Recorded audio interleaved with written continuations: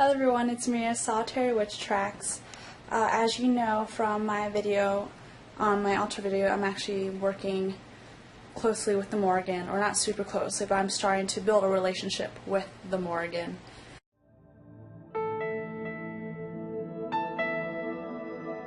And the reason why I am doing so is because with my shadow work, I've come to realize that one of my biggest shadows involves confidence.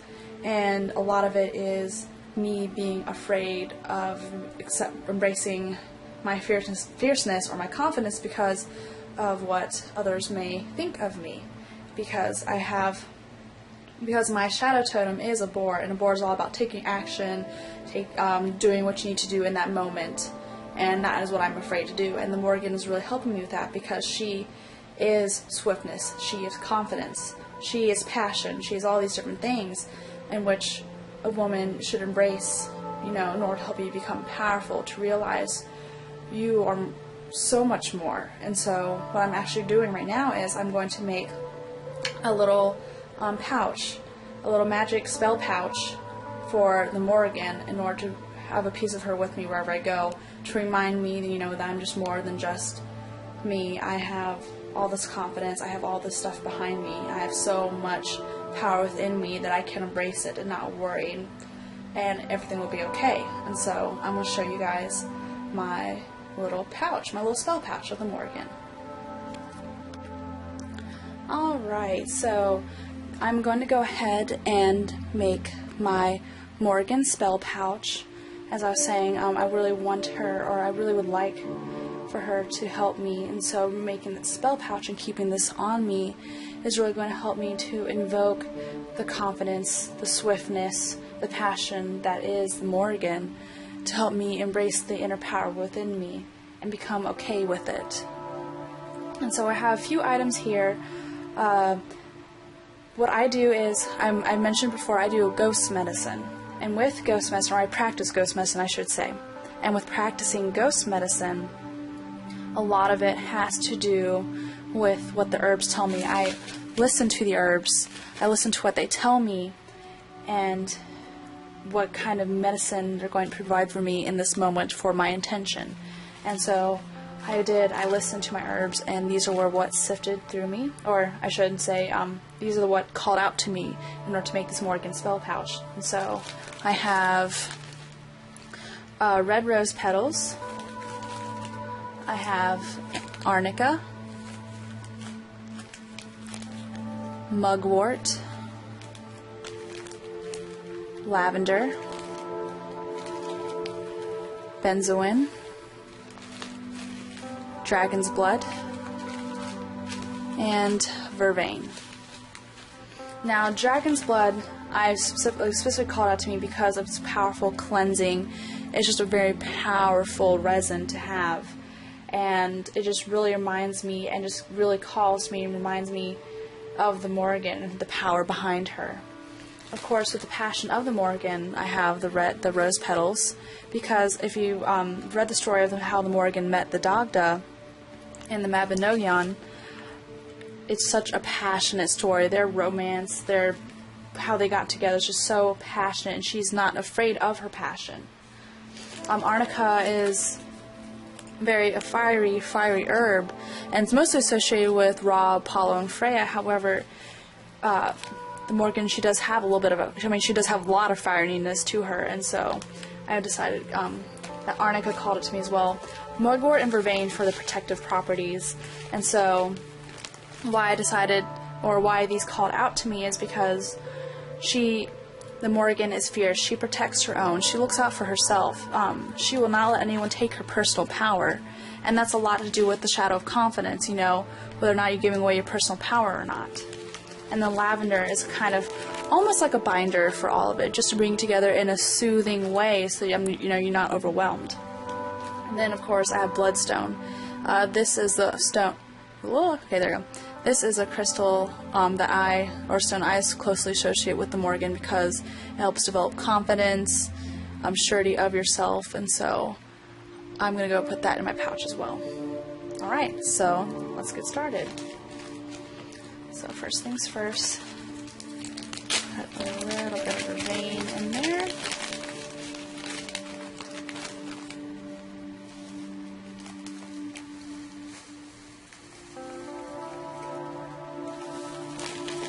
And while you're putting the herbs in, make sure you're putting in your attention as well. Oh, that's better. You guys see it there. Okay.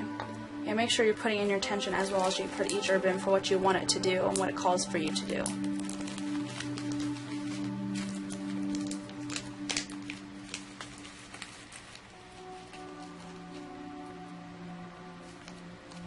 And also with this, when I do my herb pouches, there's no real way I measure out each ingredient. I just kind of go with it, and that's a lot of what has to do with ghost medicine, is exactly what, how much each you need.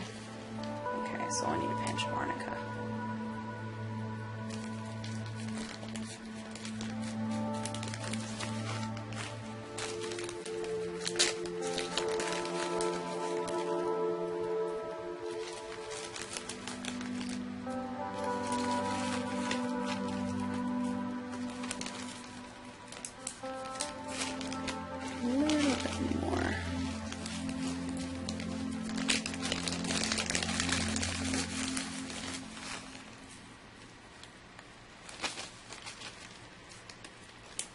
And so as I'm going along, I'm just kind of like putting my intentions and like working the energies and my intentions into my hands.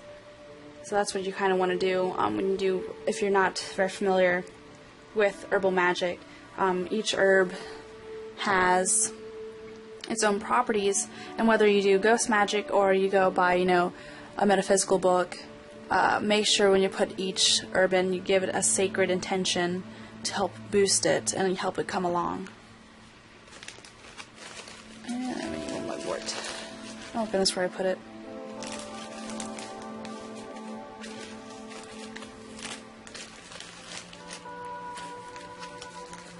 Okay, a little bit more arnica.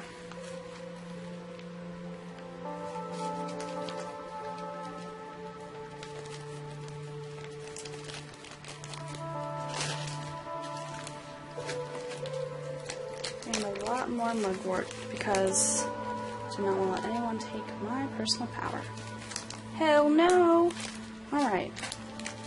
And so what I'm going to do is I'm going to go ahead and mush up together because dragon's blood, well, I guess I can put some in there. A couple chunks. Obviously,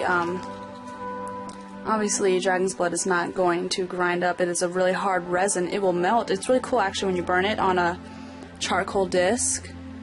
It bubbles and it smells really good, I think so. So, put a couple in there. One more for good measure. For mind, body, and spirit. And then only need one of these because these pack a punch. You're way too big. Okay, maybe too small. No, one. Okay. Okay, so what I'm going to do is before I put the binding agent in to bind it all together, I'm going to go ahead and put my intention in it and grind it up. And you can say a spell or you can just think something in your mind of what you want this to do for you.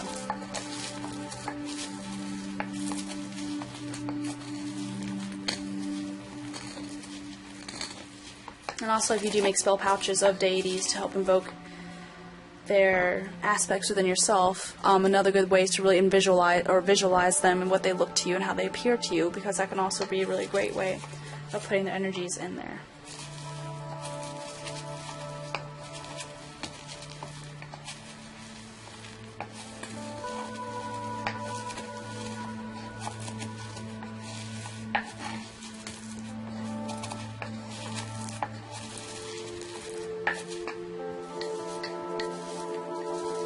And sometimes I have a really narrow motor and pestle, so I kind of have to mix it up a little bit before make sure I get all in there.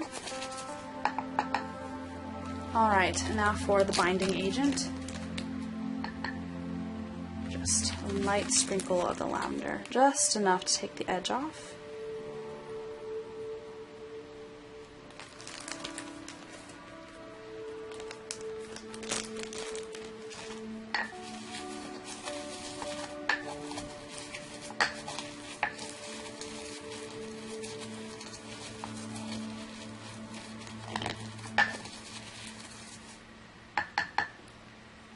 Alright, now and you can overall put your intention into it, and you can place your hands on it. What I like to do is visualize light coming out of my hands. to kind of bind it all together and bring that extra oomph to it, and also to make sure that when these herbs come together in this magical concoction, so that they come together in what I really need from them.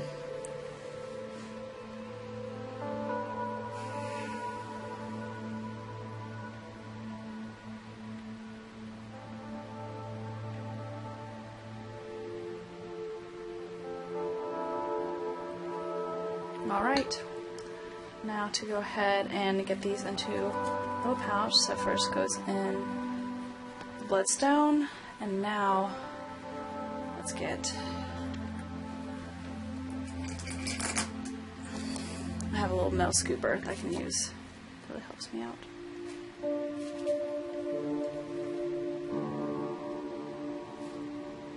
And I don't know if I mentioned earlier, I might have, but the candle I have is my Morrigan candle, so I asked her to help me to invoke her so that I can make this spell pouch for myself.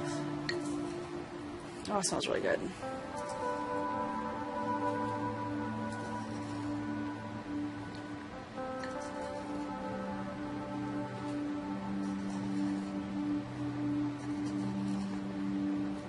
And there you have it. A little spell pouch, as you can see. Oh, whoops. There you go, a little spell pouch. And you can get whatever, I mean, you have a pouch wherever you can get. You get anywhere you like. And then I'm going to tie it up and put my intention in it as well as I'm tying it.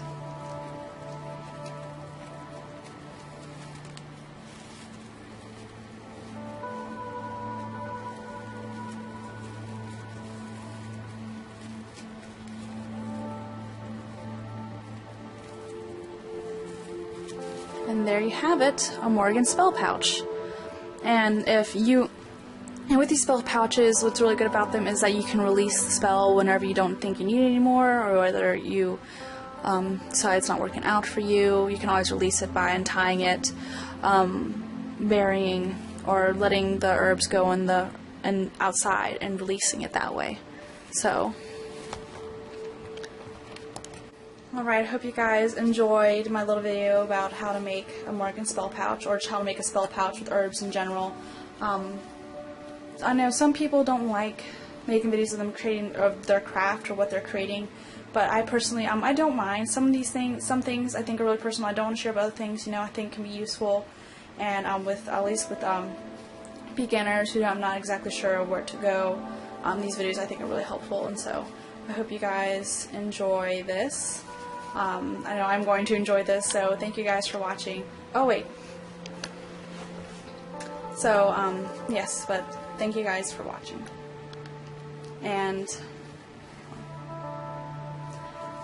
so I hope you guys enjoy this. Thank you for watching, and I hope that if you do feel you have a need of confidence, I'm working with Morrigan. She's not the most nurturing, but she's not harsh. I mean, she's a woman, so she understands what you're trying to do and where you're coming from. However, she might not have patience. So you make sure you come to her when you are ready. Otherwise, she would be like, no, you come back later. So I hope you guys enjoy this video, and I hope you guys have a wonderful day. Blessed be. Namaste.